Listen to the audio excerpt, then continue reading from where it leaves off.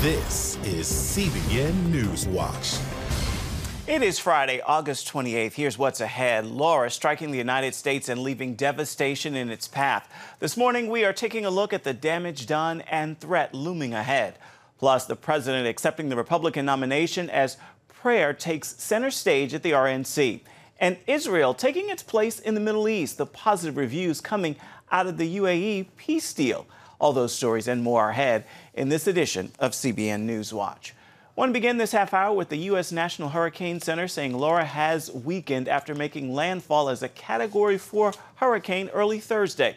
Laura smashed across the Louisiana coast overnight Wednesday, and people there are picking up the pieces. Laura raged for 11 hours across the state and took the lives of at least 6 people. Nearly 1 million are without power. Those who did not evacuate face 150-mile-an-hour winds and hit out where they could.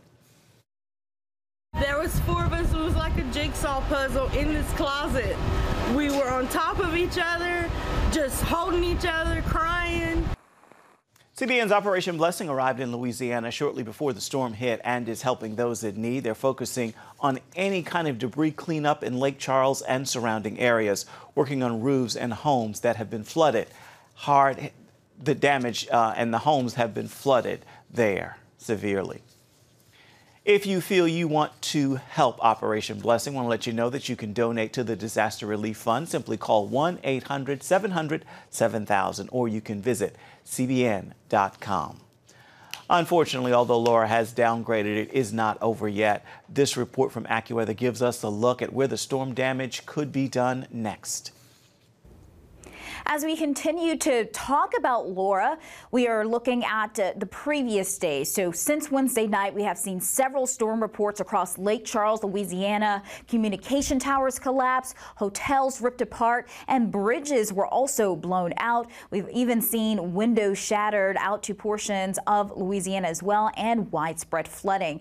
And we continue to see the impacts of Laura even as it makes its way further inland. So over the last 24 hours across portions of Arkansas, Nashville, leading through Birmingham, we have seen some damaging winds and even some reports of tornadoes as you head into portions of Arkansas once again in the last 24 hours. Laura is now a tropical depression, no longer a hurricane, but still packing some punch here in terms of precipitation and winds. Winds associated with the storm at 35 miles per hour, and it continues to move north-northeast at 15 miles per hour. I want to show you the radar. So we still have plenty of tropical moisture rolling into Alabama, seeing some rain and shower activity through Tennessee, and also notice that counterclockwise circulation, that's Laura, through Arkansas. This will continue to lead to some heavy rainfall, 4 to 8 inches when it's all said and done across places such as Little Rock. Nashville could see 2 to 4 inches, and we'll continue to see that rain glide even further to the north and east with 1 to 2 inches of rain possible through portions of Kentucky as well as West Virginia. Now for today, we're going to be worried about some flash flooding across Memphis, Paris, as well as Hopkinsville. So if you're traveling along Interstate 55, do be cautious.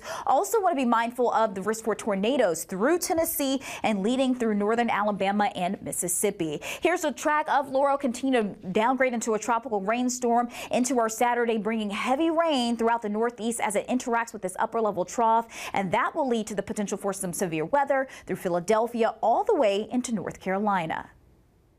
President Donald Trump ramped up his attack on Joe Biden during the final night of the Republican National Convention.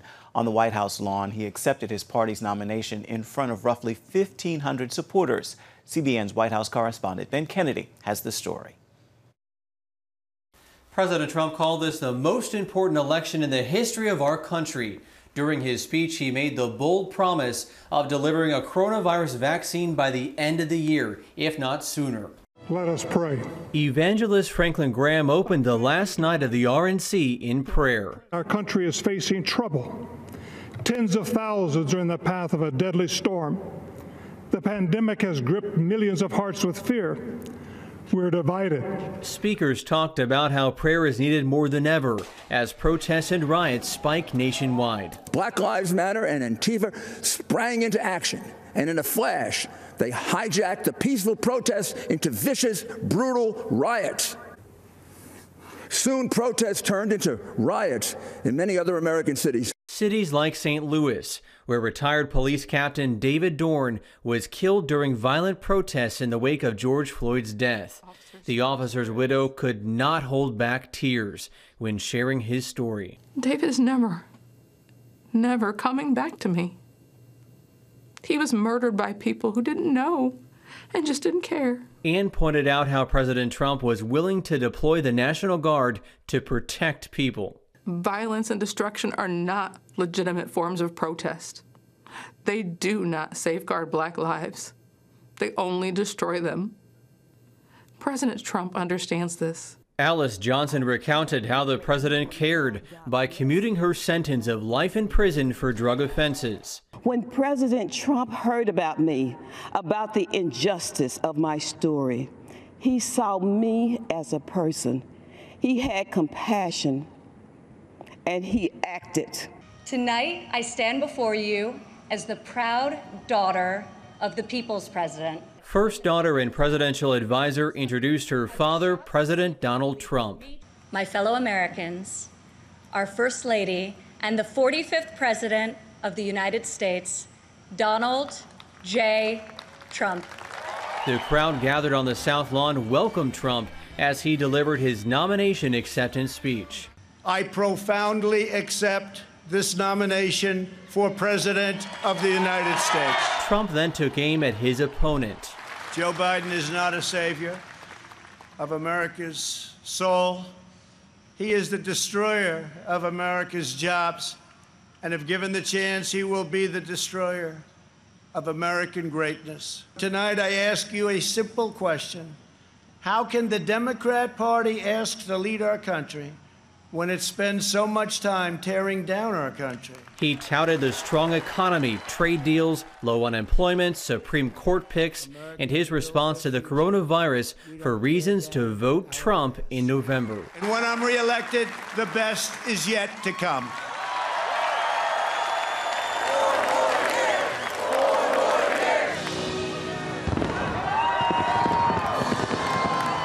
Next up is the first debate between Trump and Biden. Although House Speaker Nancy Pelosi advised on Thursday for the Democrat not to participate, no time or date has been set, but both parties have agreed to at least 3 debates before November 3rd.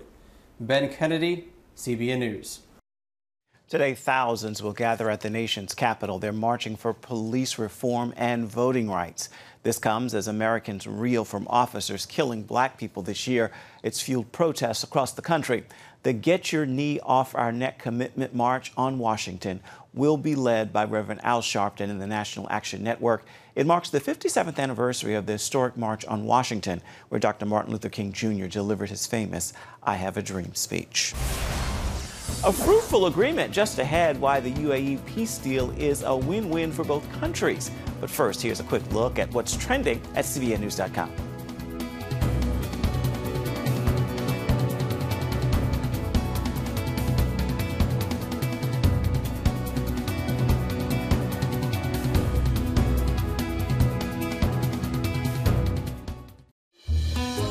Daddy? Yeah, buddy? How many nickels are in a dollar? There are 20 nickels in a dollar. How do birds fly? Does milk really make my bones stronger? Yeah. Daddy, when we die, will we go to heaven? Do you have the answer to life's biggest question? Call the 700 Club. We'll help you find answers to the important questions life brings your way. Watch breaking news, in-depth exclusive stories and programs from health to entertainment you won't find anywhere else. The CBN News Channel, a perspective you can trust. Enjoy credible news reporting from around the world. Discover inspiring programs and stories of hope, all in one place from a Christian perspective. The CBN News Channel, a perspective you can trust. To watch the CBN News Channel, download the app or visit cbnnewschannel.com.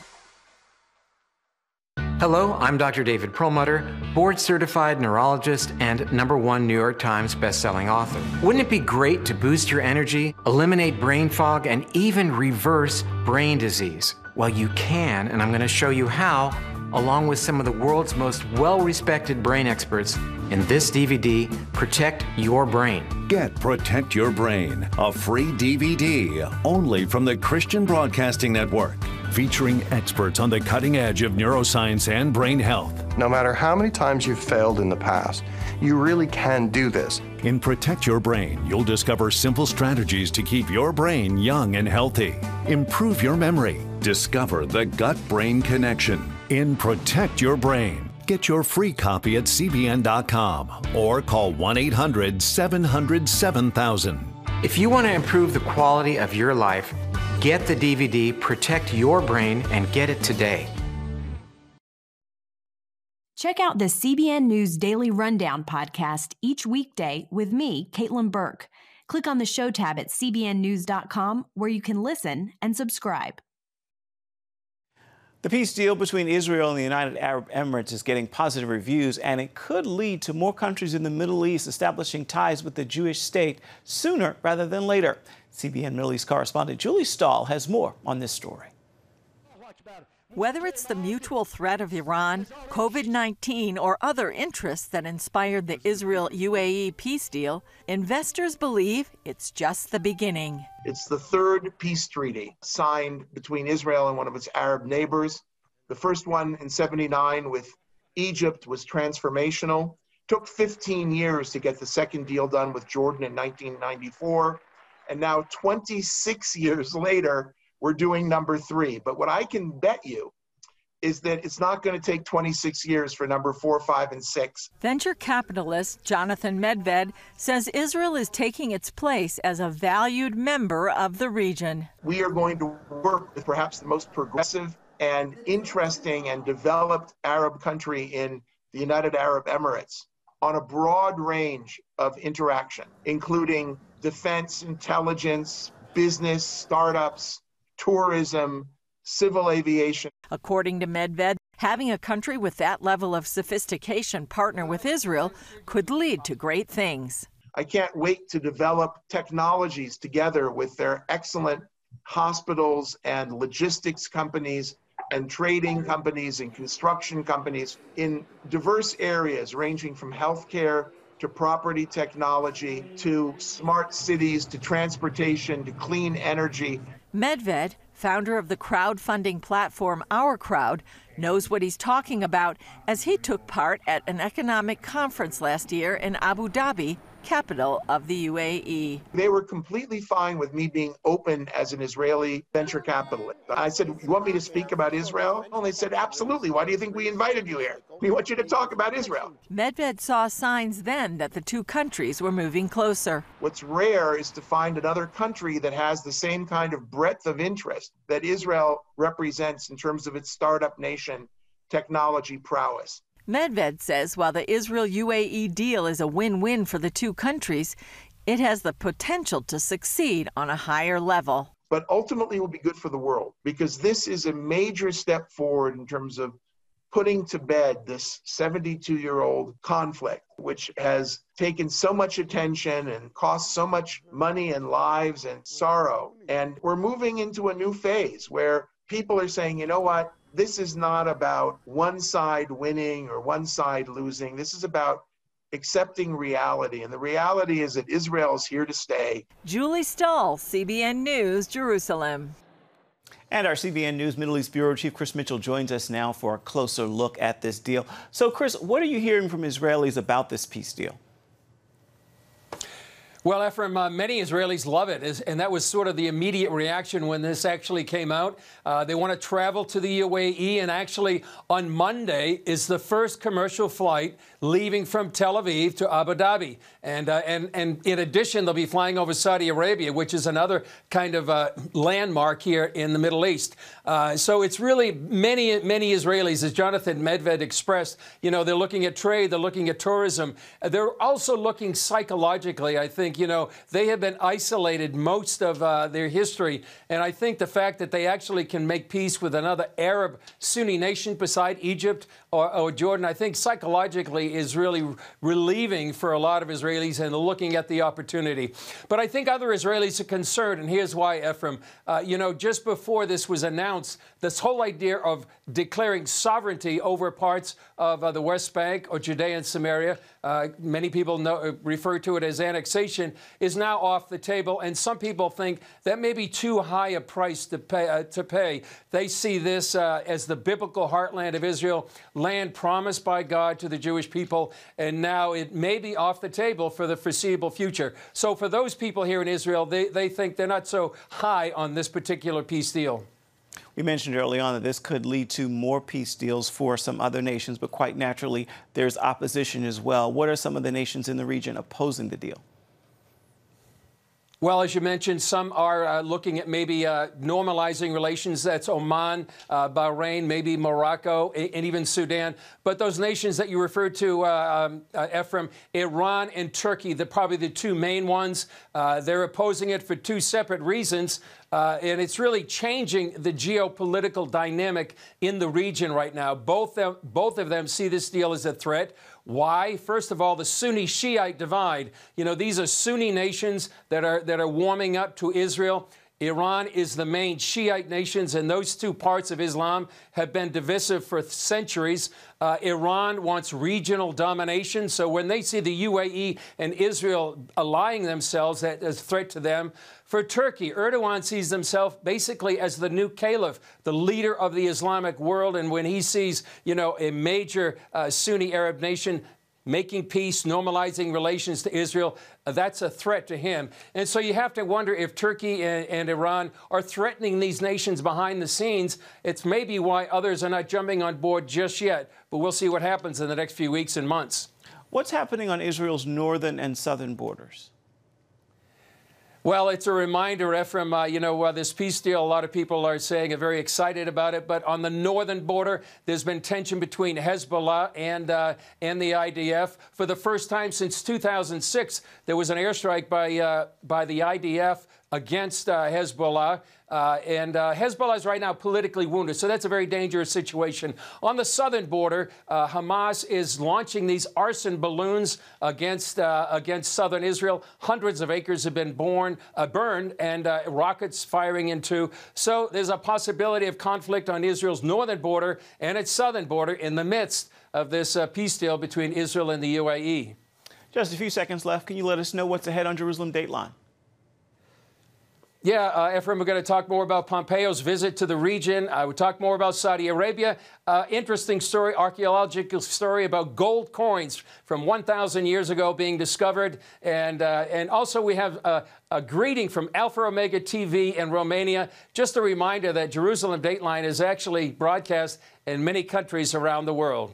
Very familiar with them. You can see more news from the Middle East and from Chris Mitchell and his team tonight on the CBN News Channel. It begins at 9:30 Eastern. Still ahead, players off the court in the name of racial injustice. We're examining their purpose and possible outcome. We've got the story coming up for you right after this break.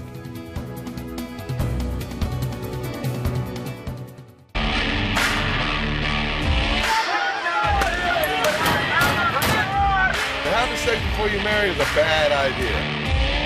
Don't tell me there's no such thing as gun violence. That just depends on your definition of when life begins. Watch Dan and Dale tackle trending topics that test your faith on the next Faith Wire, Monday night at 9:30. The Global Lane takes you around the world, providing facts over fiction. What might rising trade and geopolitical tensions mean for you on the home front? With over 45 years of experience, award-winning journalist Gary Lane brings you the truth from a global angle. What about the issue of immigration? World news analysis you won't see anywhere else. And it's all right here on the Global Lane. Watch The Global Lane, Thursday night at 9:30.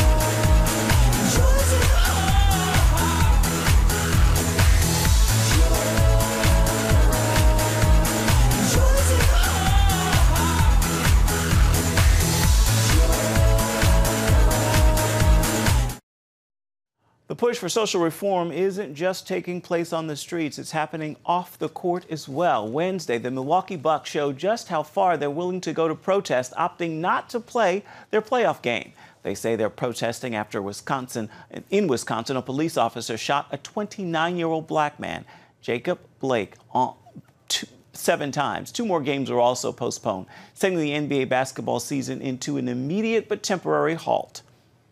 And CBN Sport Director Sean Brown joins us now to talk about this stoppage. So, Sean, we know the Milwaukee Bucks aren't the only ones to refuse to play. We've seen this week how teams from the NBA, Major League Soccer, and tennis have all made their voices heard. Are all these players boycotting for the same reason? Hi, good morning, Ephraim. Absolutely. Absolutely. I mean, these players talk across leagues, and what started with the Milwaukee Bucks and the WNBA is now, as you said, across different leagues. And they said, yes, you know, we see what's happening outside of our world of sports. And they wanted to make a statement. You know, the shooting of Jacob Blake 7 times in the back by a police officer. There was a video that went out. I'm sure athletes saw the video, and just the emotion and conviction. They decided, yeah, we need to make a statement that the fight against police brutality and systemic racism is more important than us playing games. And so a lot of conviction, a lot of emotion. And so, yes, all of the athletes in those leagues are saying, yeah, we're going to take a stand. They will resume play at some point. But again, we want to make it known that we're not going to just stop. We're not going to shut up and just play our sport. We want to make it known that things that are happening right now, systemic racism, the fight against systemic racism needs to continue. And that's more important than playing our sport. Certainly drawing attention to it. Seasons were canceled due to the coronavirus pandemic. Will the additional financial blow to these leagues make a difference in the fight for racial equality, you think? Well, I mean, as from a business standpoint, they're going to lose money, but this is not about the money. As the leagues and the athletes that's part of the statement. You know, it's not about the money. What's most important is recognizing that when we play these games, there are kids at home that are looking forward to watching these athletes play. They recognize that, and they're saying, you know what? That's taking attention away from what's really important. So if we sit out a couple of games and then kids at home talking to their parents will saying, hey, how come the Yankees aren't playing? Or how come the Lakers they're not playing, or the Houston Rockets aren't playing? Well, the parents have to explain, well, son or daughter, they're not playing because of a shooting to a young man who was 29 years old, 7 times in the back, unjustly. And so they have to explain that. And so athletes recognize that, and they're saying, you know what, this is not about the money. It's about drawing attention to what's happening out there. Again, it's about the fight against police brutality. Now, we know this stop is temporary. ESPN reports Wednesday's NBA schedule will be played on Saturday and Thursday's schedule will be played on Sunday. Will these delays still help players to achieve their mission? I imagine because of all the emotion involved, Ephraim, they're going to be a little distracted. I mean, trying to take all the emotion. They're professionals, and so they can do it. But I'd be lying if I said it's not going to be a challenge for them to focus in on trying to win these games when their focus is partly outside of their sport, of what's happening to African Americans in this country. So there will be a distraction, but nonetheless, they are professionals. They will play. They may if they decide to play with these meetings, but if they play, of course, it will be challenging because of the distraction outside of their sport. Real quickly, how are fans responding? I imagine that fans are, again, I'm sure that some of them are upset because the games are delayed or not being played. But I get, fans understand. I mean, they're following these athletes. These athletes have so many followers on social media. And if they're tweeting about what's most important to them, fans usually follow what the athletes, what's important to the athlete. And again, like I said, athletes recognize that. And so while they'll be upset they're not playing immediately, I believe that collectively fans understand what's most important. And I think that's the bigger statement that they're trying to make. All right, Sean Brown, thank you so much. Thank you. Coming up, a mission to unite Christians to support those in need. The music coming together for a virtual experience. Stay with us.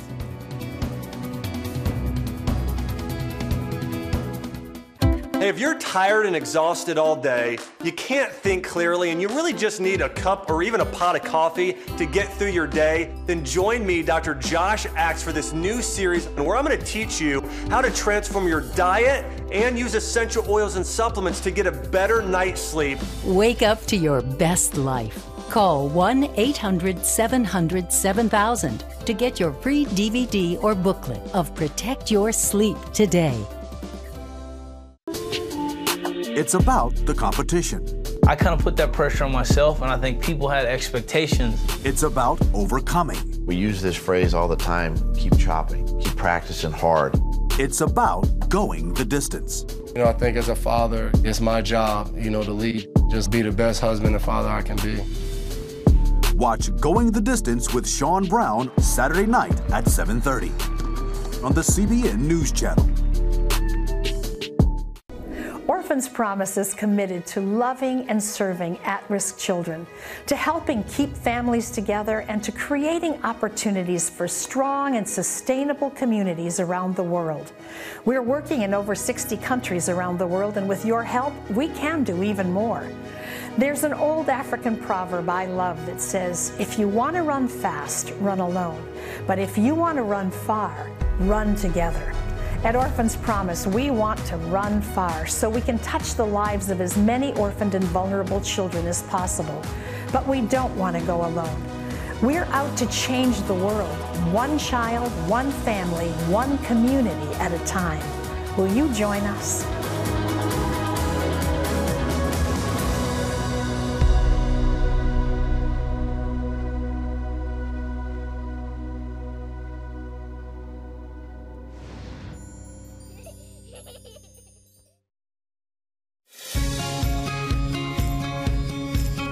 Young people, millennials, are flocking to church. It's not an exaggeration to say that we love to meet them and that we love to know their stories.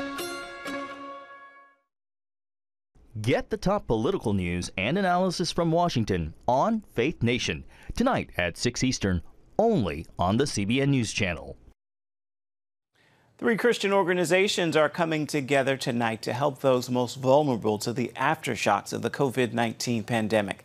The event is called Unite to Fight Poverty. This 2-hour concert event will include appearances by Hillsong Worship, Kirk Franklin, and others. The goal is to raise money to help children, families, and their communities overcome the challenges of COVID-19 and other natural disasters. The donations will be split among the 3 charity groups planning the event. That's Compassion International, Food for the Hungry, and World Vision. And you can watch UniteToFightPoverty.org tonight at 8:30 Eastern Standard Time. Time now for your Friday Faithful, and I want to leave you with this thought. You can't fix what you won't face, and you can't change what you won't challenge. So now is the time to put feet to your faith and get to work. After all, faith without works is dead. It demands action. Be sure to make this a fabulous Friday and have a wonderful rest of the weekend.